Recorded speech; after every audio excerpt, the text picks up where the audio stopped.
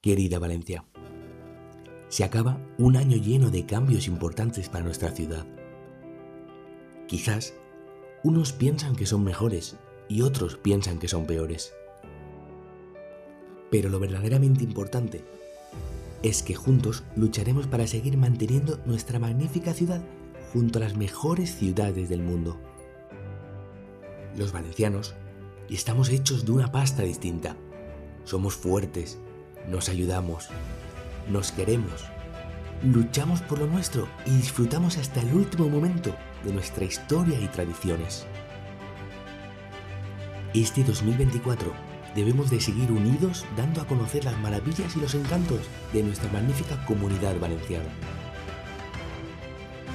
Nuestros campos, nuestras playas, nuestros pueblos, nuestras ciudades, Castellón, Valencia, Alicante,